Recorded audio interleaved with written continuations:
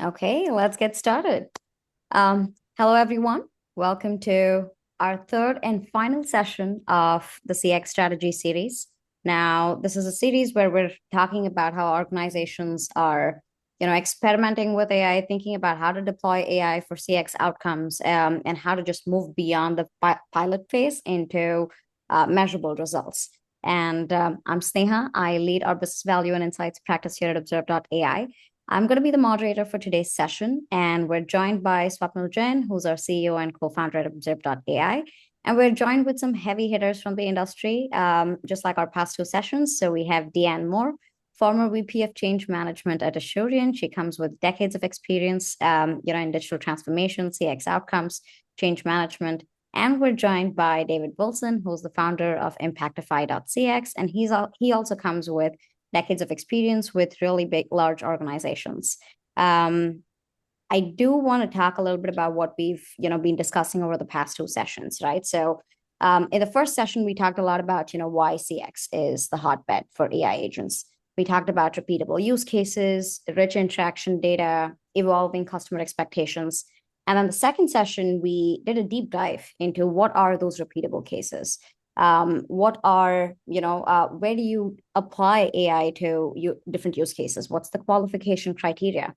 We also talked about different solutions like AI agents, real-time co-pilot, and then conversational intelligence, and how each solution maps to different use cases that you're trying to hit on. But all of this is great information to have. But at the end of the day, I think the organization's success to deploy AI for CX outcomes, it's not just about, identifying what these use cases are or identifying, the qualification criteria. There's a lot to do with organizational readiness, right? And so it's a big shift for, the entire business that is trying to implement AI today.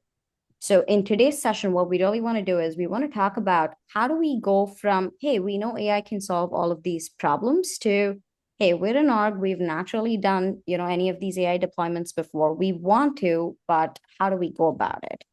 And so we know that the biggest barriers usually when it comes to organizational change is around culture. It's around operational inefficiencies. It's about governance, ownership. And so today we're going to focus exactly on that portion. Swapnil, any thoughts? No, this is great. I think I'll maybe reference the recent, well, not so recent, maybe the MIT study, which talks about why 95% of the AI pilots are failing. Right. So I think it's a great topic for us to cover today, which is like there's so much promise. Even we discuss there's so much promise in what AI could do, all the use cases around automation of calls, helping frontline teams, quality training, right? But at the same time, we do hear on the other side, which is enterprises have not been successfully able to implement all of that. And the reason is this goes back to culture, people, DNA, change management. So it's a great topic, right? To bridge the gap from, hey, AI can solve a lot of these problems to what organization needs to do to actually find and implement them. So I'm excited about this. Okay, awesome. Do you want to get started with the question, Yeah, David? yes, Okay, yes. yeah, Let's go kick it for it. off. David and Deanne, thank you again for joining us today. I'm sure the audience is excited to learn more about how do we bring AI in practical use cases. So maybe we'll start with the number one question, right? Why is AI adoption in general so hard? Right? I spoke about the MIT study where 95% of the AI pilots are failing, and not many of them make it to production. I consistently hear from many large enterprises, even though there is so much noise in what AI could do, I consistently hear from them that they are still in the pilot phase of AI.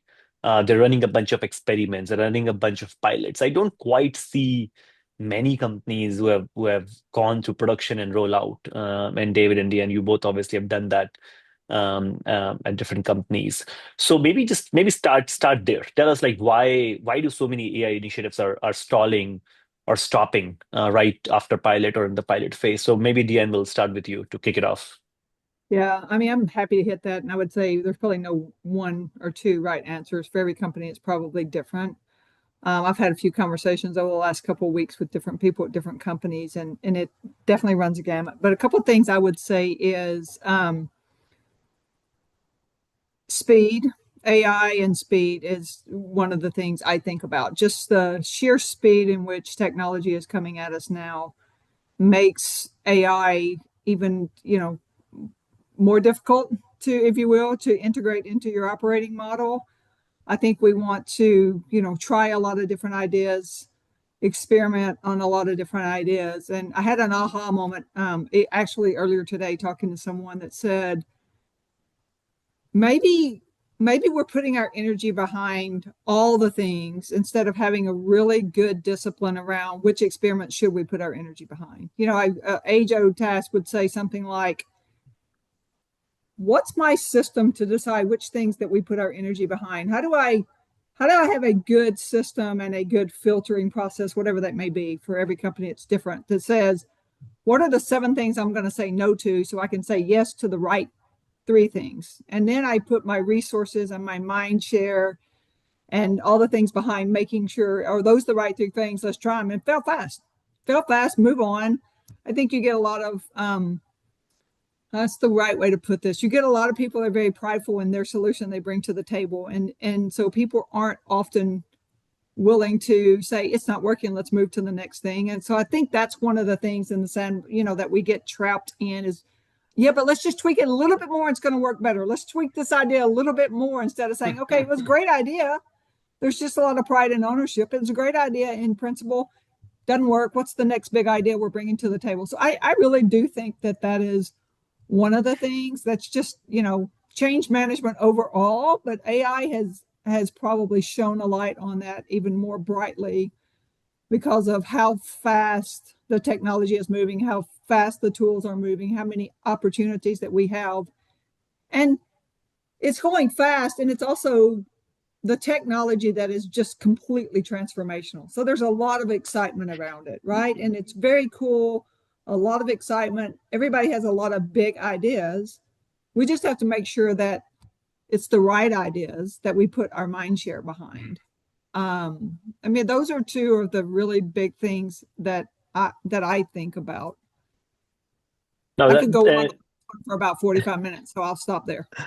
no. I think what I take away from that, Deann, is AI could do so much. Right, there's so many use cases, and I think the takeaway I have is companies are more interested in running many experiments, and not really saying, hey, which ones we should actually prioritize that will have the biggest ROI and the biggest impact, and going all in on that. So it just feels like a bunch of things happening across the organization in a lack of prioritization way, basically. I think she said something that we can all benefit from, and she talked about the ability to say no.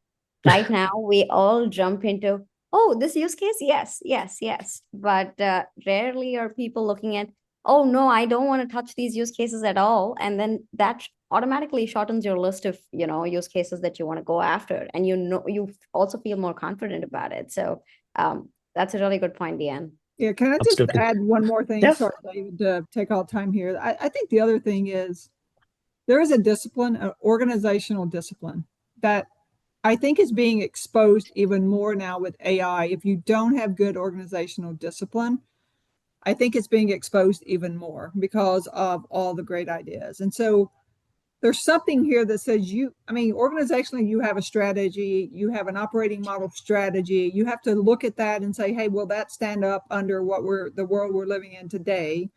What is our operational strategy? Okay, great. Based on that strategy, what's the right filtering process, whatever you want to call it? What are the right set of 3 or 4 answers, the questions to ask and answer to let the right things get through? And I think we have to, it's a discipline, and it has to start at the top, right? You have to have that, because if you have 150 ideas bubbling up from everybody and everybody's trying to work on all of them, they may or may not fit into your operating model, right? You just have to think about the integration of the operating model. Yeah.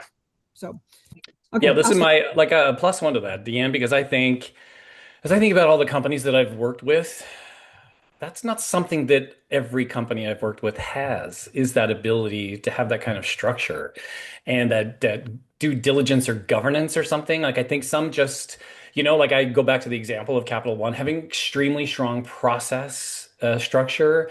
And then I think of it, the tech companies that I work with that are just super energetic and they want to get stuff done and out the door, and they don't really think about that kind of structure. And because of that, then it leaves gaps behind. And so, like for me, Swapnil, if I think about this, I look, it's not the models necessarily, unless they're Yeah. poorly written. I think a lot of it for me is that you create a clean environment in which to do an experiment. You put your best people on it. You put your people who are there to prove that it was actually work. And then you forget that putting it into production is a whole nother step that you have to prepare for with that structure. And if you don't, then that's when the real gaps will actually be seen that Deann was talking about. And so, I think AI is not a tool. AI is just a different way in my head, it's just a different way to create process and to make process actually work. And so I think if you haven't, and I know we've talked about this several times already, if you haven't fixed what's upstream that's bad about your process, you're definitely going to see it when you put AI into the mix. Friend of mine, Dr. Natalie Padahoff, she constantly says garbage in, garbage out, like I think we've talked about. And putting AI into a broken process only does your process faster. Yeah. It doesn't actually do it better. The last thing I would say on this, though, is I think there's an investment in people that has to be made. And I think that, like, I hugely underestimated that when we first started. Like, I just didn't get it. Even to, operate a quality management platform, of which I think we're all familiar. I didn't invest in the training up front I should have, and I think that holds back progress because look, you've got an engineering team and a machine learning team that are super good at AI. If you're thinking about a 100 meter race, they're already at the 50-meter mark when some of us ops folks and the customer service folks, we're still at 10 meters in. We haven't Yeah. necessarily gotten to 50 meters yet, and the people at the 50 meters are looking back and going, well, what's wrong with you? I mean, this should be easy. It's so easy to do, But I think that kind of inequity within an organization can actually hold you back from being super successful and, uncovering all the gaps that Deanne's talking about. Super helpful. I think we'll likely come back to the people and upskilling people and training people as we go through the conversation. One of the things that I was just looking at my notes, right, that I have seen come in the way, taking these pilots to production is um, a lot of these pilots start from this whole concept of, hey, this looks cool. This looks, so amazing to do, right? And you start doing it, you start investing time and money and energy, and you start looking for vendors and tech and all of that. And but enterprises don't spend money on cool things. They spend money on things that move the business forward, that have hard ROI, right? So walk me through a little bit of that. That how much how much enterprises should think about ROI beforehand, before they start the pilot versus the post pilot. Because I've seen a lot of people jump into pilot and experimentation without really thinking about what will it do for my business versus, hey, let's figure out that if this is successful, I can save $10 million, I can make $100 million, I can do things, and then run the pilot. So maybe David, will start with you. Simple question: ROI before the pilot or after the pilot? Oh, wow. I mean, eventually, so I think there's probably two elements here. It's like being really strong on the KPIs or the metrics that you're looking for out of the pilot itself, but then also making sure that this is impactful enough in the grand scheme of things. So don't create one great big or one tiny little shiny object that you're super proud of if it's actually not going to move the needle at all.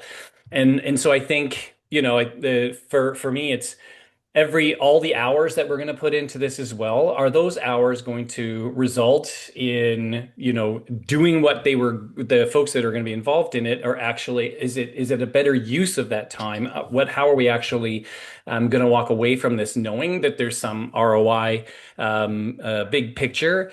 And then maybe it's just thinking longer term about the outcomes here rather than the short term gain, just to satisfy some folks in the C-suite that have got that kind of energy and enthusiasm about this that make you super nervous on the front line if you're not actually there, if you're not matching that energy because you have doubts or you don't have the training.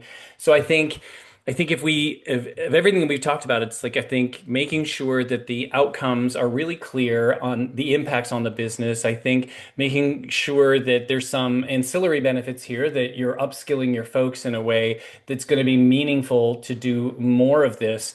And then, I think there's probably I'm a customer guy, so there's probably a customer angle to this. Are you actually improving the relationships with your customers in Yeah, whatever customer metrics that you've chosen to do your business with? I think at the end of the day, that's why we all do support. And so if it's not actually going to be showing there, or yeah, it's just some shiny object in the background that everybody get ooh and ah over, then that's not ROI. that is super helpful. But David, my takeaway is looks like your recommendation is that get a sense of the ROI before you start all the energies in pilots, right? Because that's the thing that we often see. You run pilots and you have so many of them going on, and then the CFO is like, "Hey, where is the ROI?" At the end, Yeah. same question for you. Would you do picking before picking up an initiative or a use case? Would you at least do a back of the envelope calculation on ROI before you just jump in and spend all the time and energy?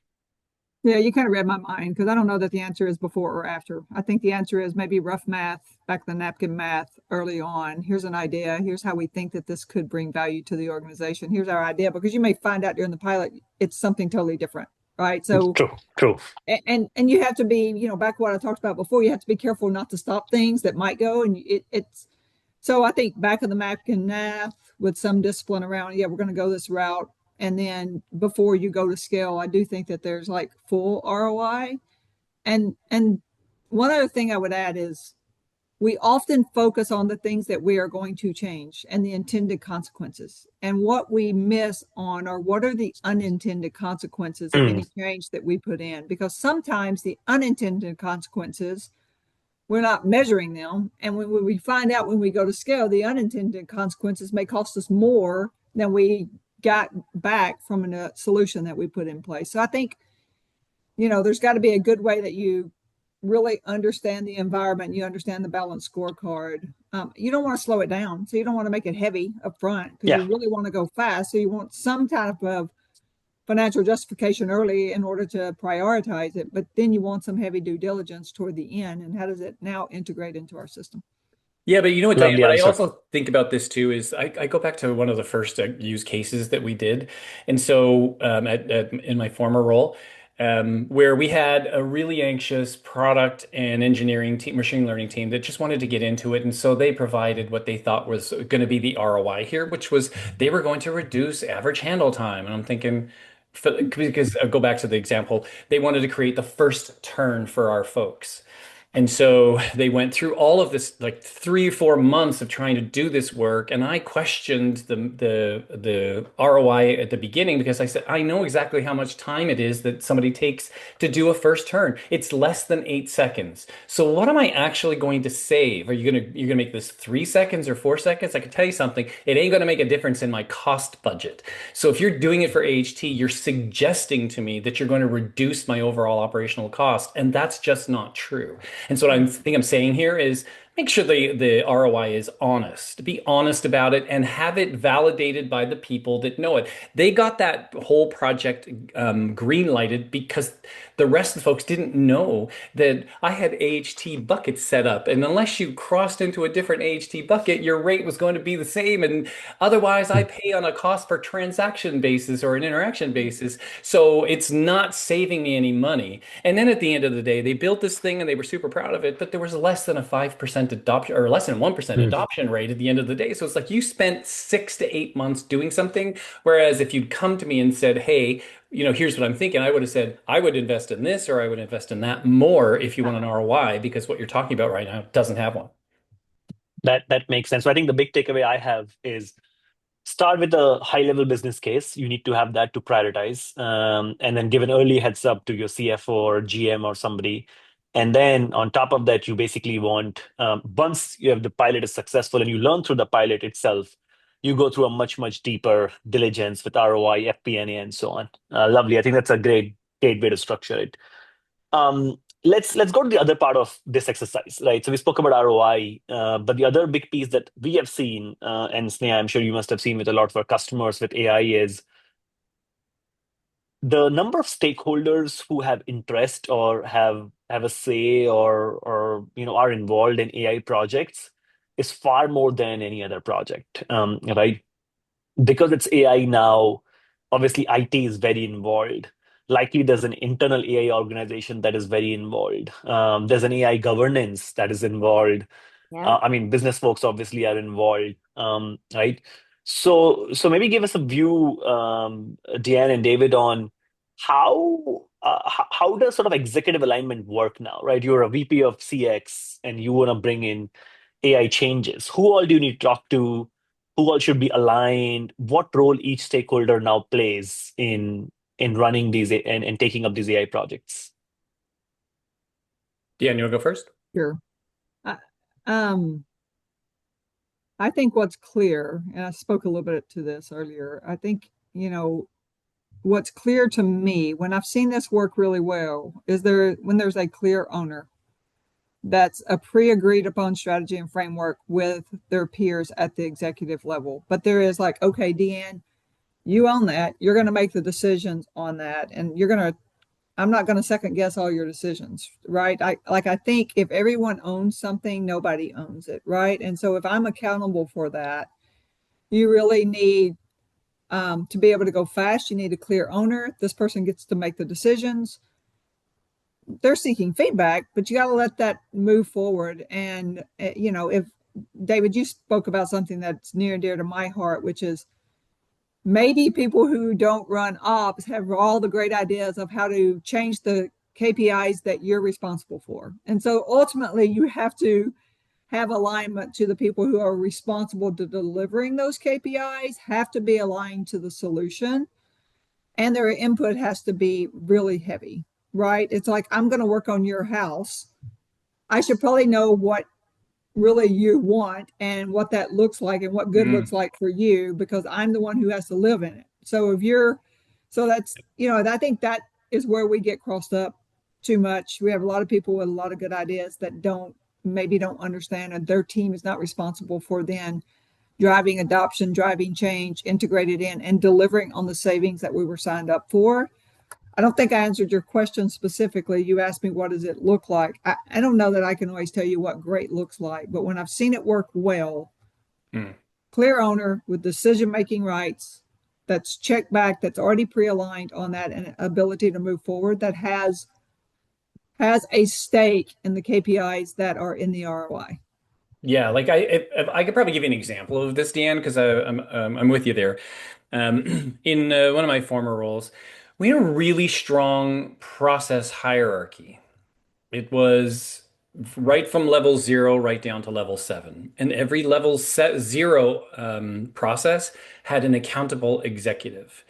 And that wasn't always somebody in product or IT or support. That was the person who naturally owned that process.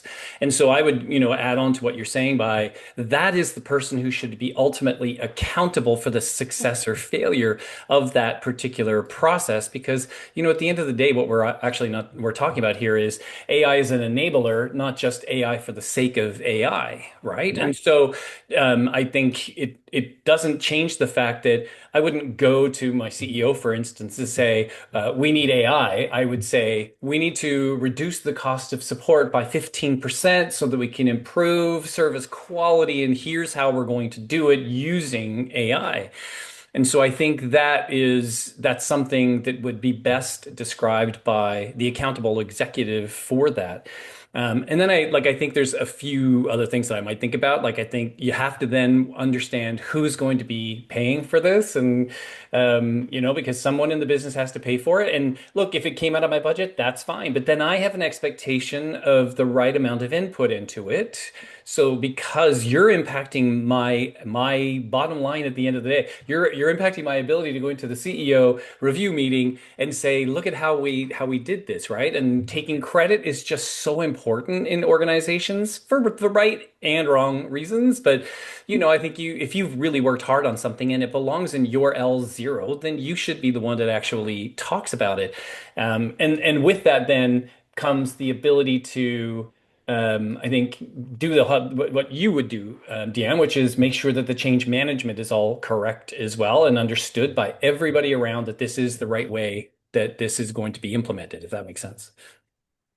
Yeah, I love that. And I want to add something to what the two of you said, right? So, David, in the previous question, I think you mentioned something really important around the need for training people, right? And the way I see it is a lot of companies today, they are spending, on AI, thinking of it as like, a one-time spend on software. Yeah. But they don't realize that you need a dedicated team for ongoing tweaks, maintenance. So it's almost a maintenance shock for everybody. Now, when you need a dedicated team, then we start talking about, okay, which team owns what, which executive needs to align on what. And so, based on what both of you said, I think the way I would summarize it is like you have the CX or the business teams, which are owning the definition of the business use case. They are owning, the outcome of that specific use case. And then you have IT data teams, which are going to own architecture. They're going to own security, integration.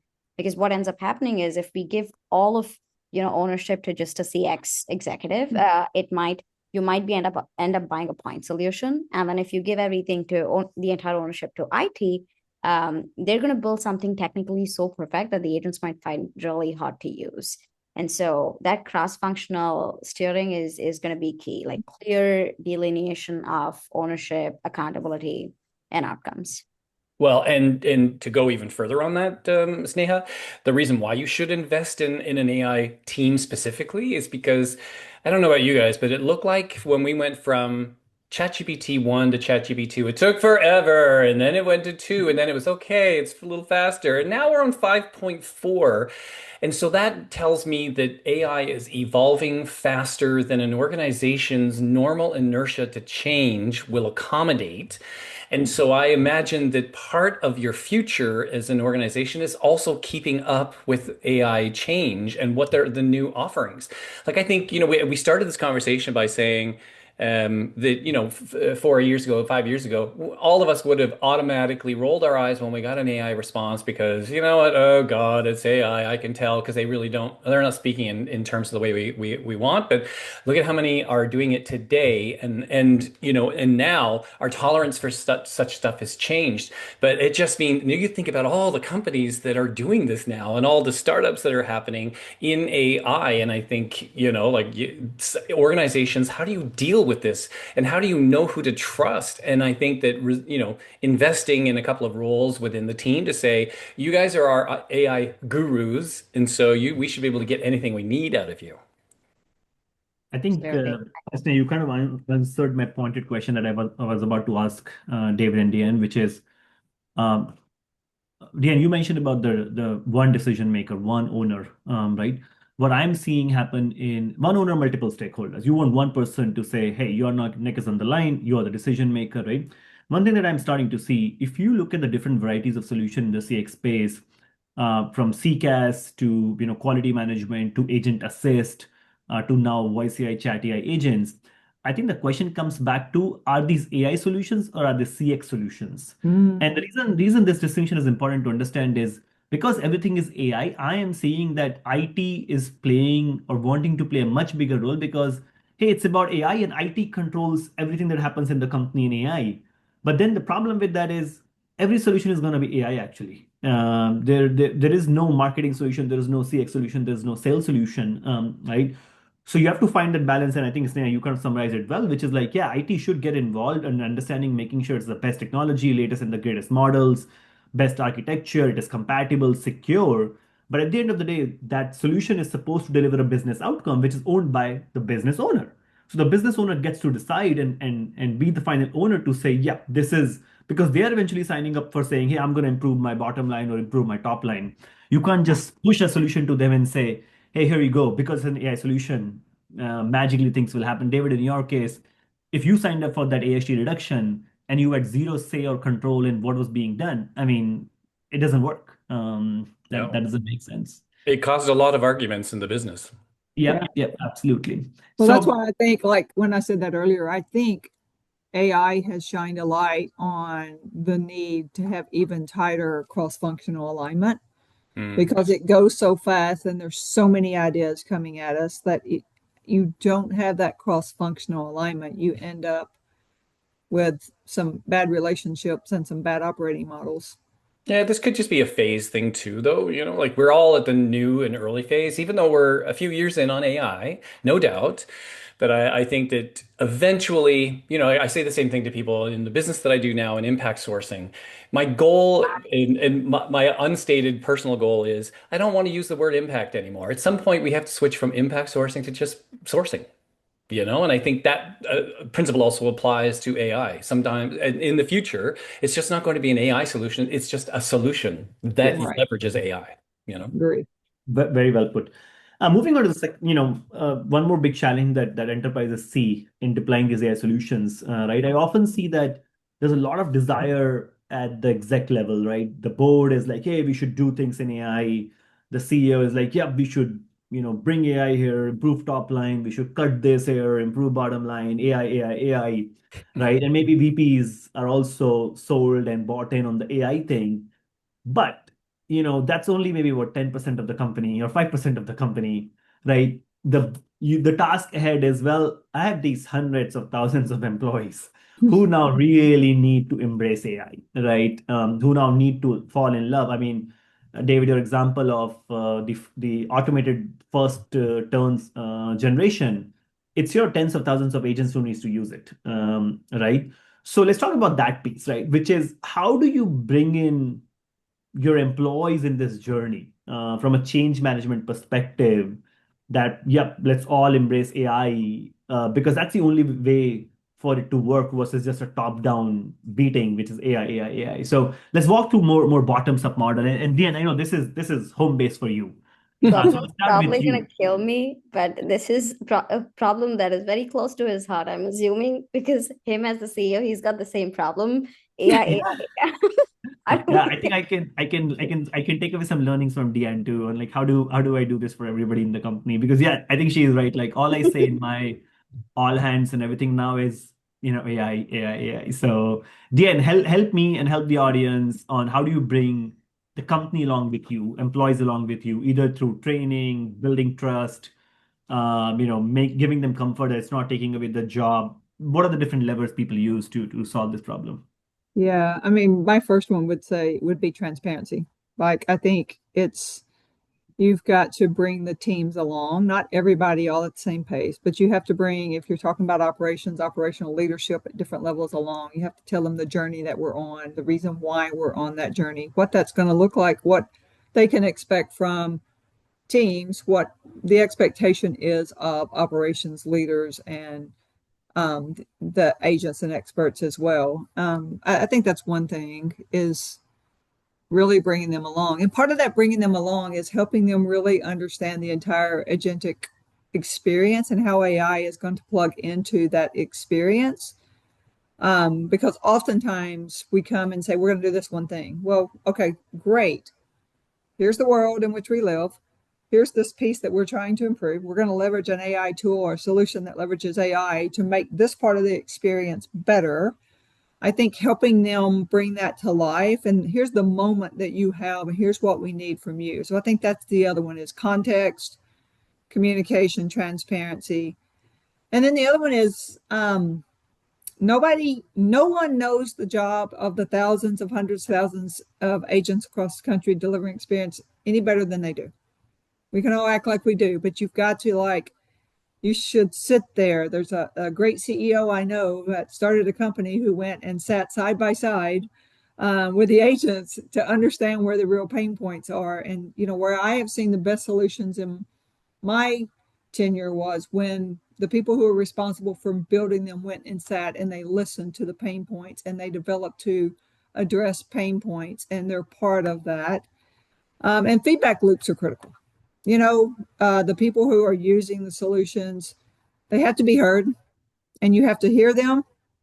You have to action or communicate. You're not going to action everything they tell you, but you need to close the loop. If you have an open loop, if you have an open feedback loop, you might as well not have one, right? Because it's like, I told them, and if you don't do anything with it or answer it, because you'll find out so much through the feedback, right? You may be, oh, wow, that was never the intention. So we've got some work to do here on how we communicate that. Or I didn't know it wasn't working that way. Oh, you mean if I just moved it from the left corner to the right corner, you would use it more? So I think the feedback loop is absolutely critical, whether that's through roundtables, whether that's through, leveraging technology to get the feedback and then leveraging AI to like mine into the feedback and get the themes and then feed that back. Like those to me are the three critical ones. Super. And Jen, how much of the fear, right? There is this fear, especially for people who are not necessarily living AI, every day, is like it's here to take my job, right? We hear so much in news all the time, right? Now this can be automated, that can be automated, lawyers and accountants and support, and so if you're not deep into AI, I mean, you're probably thinking, hey, my job is gonna go away, and then when your company announces that, hey, we are on this AI journey or we are adopting this tool, your first reaction is, oops, my job. Yep. So maybe specifically address that as well. What tactics and strategies would you recommend for our audience to help their employees build trust that AI is not about taking away jobs or cutting jobs. It is about empowering them, enabling them to do their job 10x better and faster. So the company increases their top line and grows better versus, hey, it's all about bottom line. Yeah, I think, owning the message, like having a message, owning the message. I mean, let's just be real. There may be cases it is to eliminate roles. It may be. And if we say, hey, we've got to shrink our workforce, but shrinking our workforce doesn't mean costing you your job. We have a lot of turnover. That just may mean we don't hire as many people next year. And you have to connect the dots for people because there may be headcount impact, but that headcount impact doesn't mean we're going to get rid of the people that are here today. It may just mean that we're going to hire 20% less next year than we did this year. Yeah. So there's different, and you have to really walk people through that because some people in the organization understand that, but a lot of people don't because that is the fear. I think you also talk about the benefits of it. I've used this example several times, which is, what are the parts of your job you don't like doing, doesn't bring value, you don't think drives anything, it brings you more money. What if we could automate those and you could spend more time doing the things where, you look at your bonus and you're making more? What if we could use your time for better results? Like that's what we're looking to do with AI. And part of that is they understand the end to end. They understand how the AI components bring success for the customer and for their teams. And the key to this is as close to real time as you can, let them see the benefits. Because that then ties, ultimately, you've got to tie that into what's in it for me. You just have to. If that means, wow, I can sell 20% more, that means I'm going to make, and you do the calculations for them. If we could make this part of that transaction automated, you can now spend that time on more value selling. And we've seen that the best of the best do that at 20% clip. That 20% might equal X dollars for you. And here's where we're going to show you that on the scorecard. Wow. Love it. David, I have a different flavor of this question for you. Deann spoke about, yes, there will be a change of roles, right? And it's fair to expect that and also accept that, right? Quality managers of today might be different in the future, right? People, supervisors' role will be different. Agents' role will be different, right? As AI transformation happens. So what are some new roles that are coming up in broader customer service space to run a more AI-driven contact center and AI-driven customer service? What are some of the roles that you've seen which the current team could be upskilled to, or you have to go and hire from outside?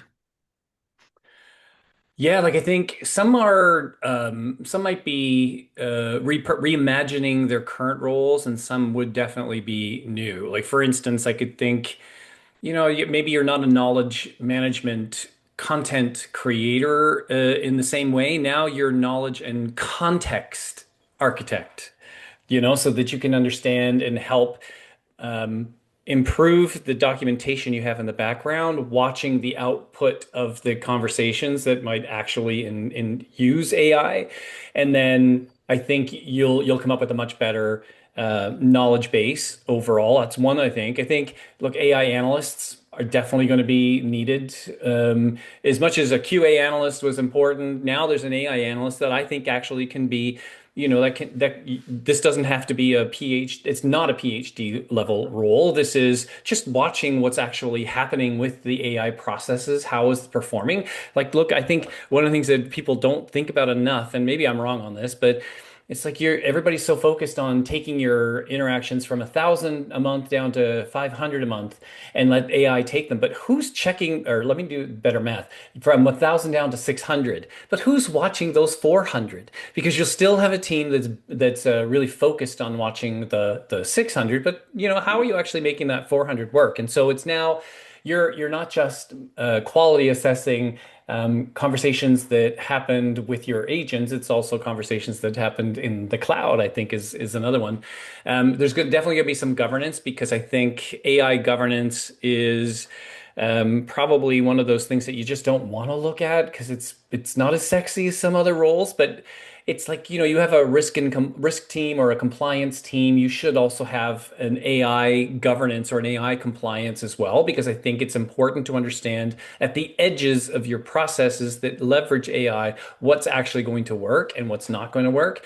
And then I think another one would be a conversation or an AI experience designer is going to be a clear role. That's maybe that's not in support necessarily. Maybe that's in one of your strategy and operations team. But I think, you should have an AI experience designer that is, just on the cutting edge of prompt engineering, because I think at the end of the day, the future is prompt engineering as in rather than the model training, because look, the models have been trained mostly, but now you need to have just a really good prompt itself, and then just have a really strong plan on how to, a really good job description, because you're going to hire lots of these people. You're going to have to understand what constitutes success, what measures of success will they have in these roles, because it's not enough just to say, okay, Swapnil, you're now an AI experience designer, without also saying, and here's what we expect from your role at the end of the year kind of deal. So that's a few I can think about.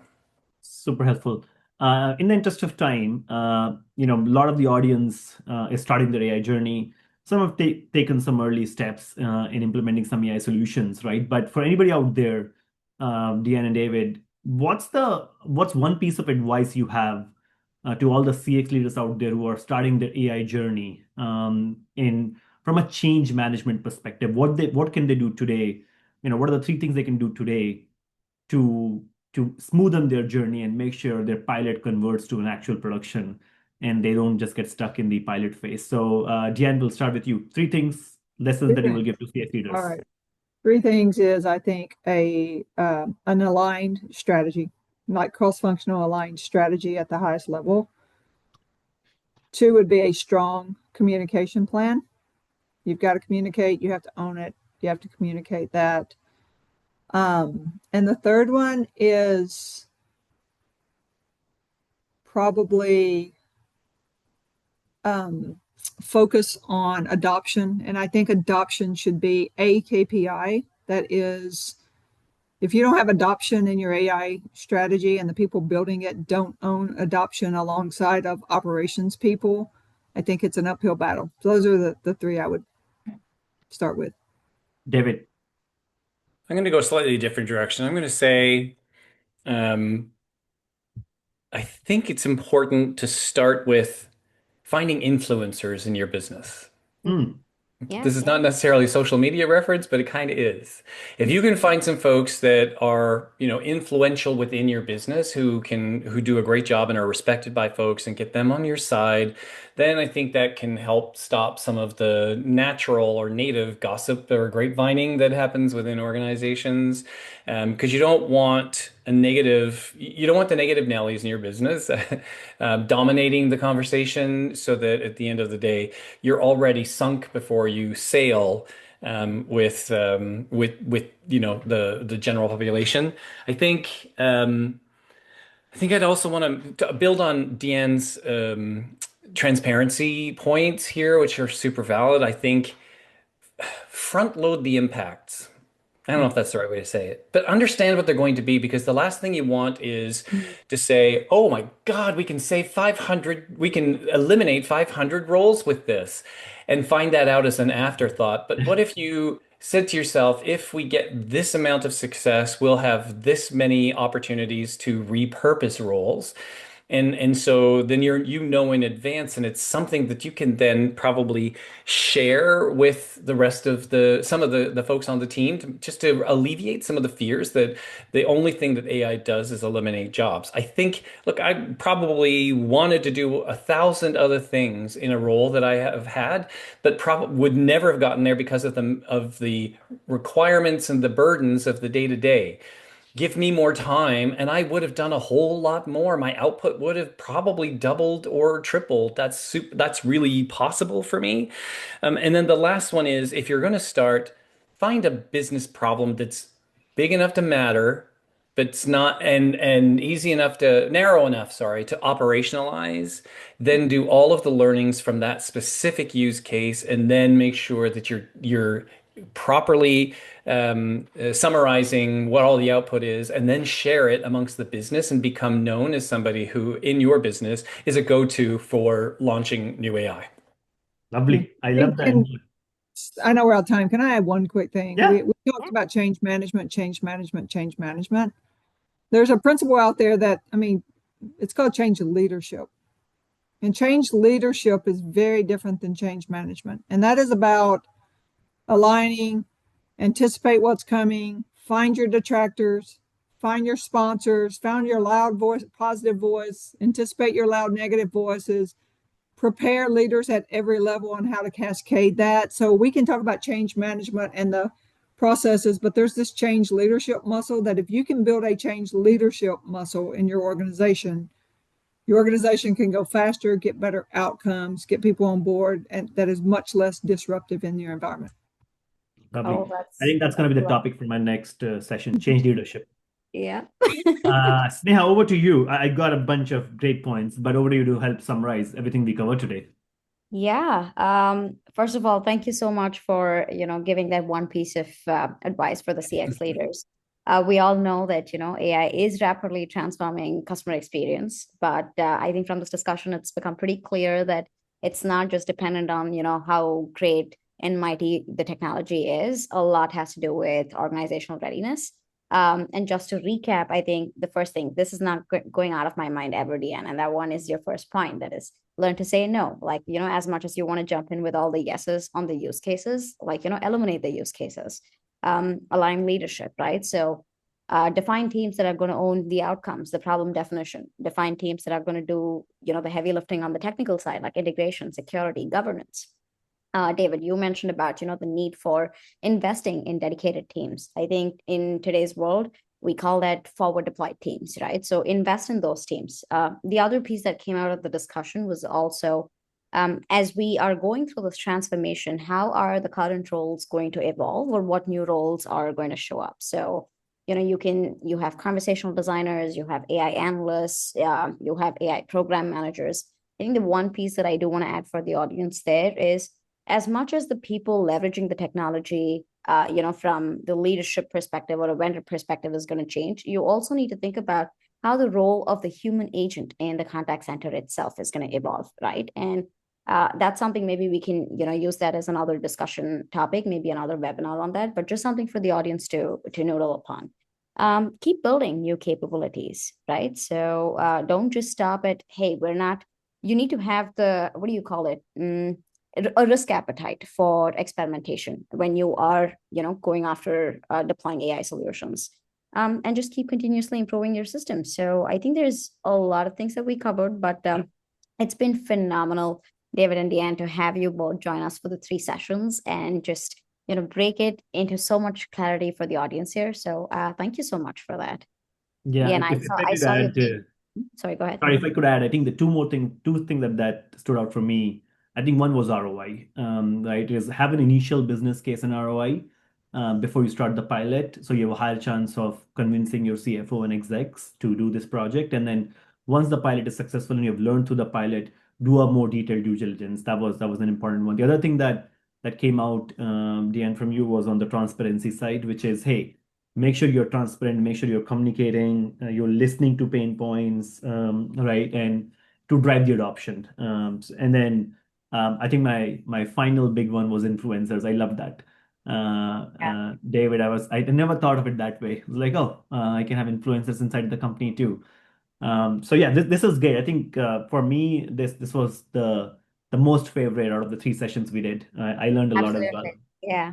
I love this one because at the end of the day, like there are so many, technical nuances and challenges which stall you from making that progress, and knowing how to think about, how do you structure your organization, and then your last point on change leadership, like how do you prepare different leaders to take up responsibilities if things fall or things break, right? So yeah, this has been a fantastic session, and I want to thank the Yeah. audience as well for chiming in for all the 3 sessions. And yeah, thank you.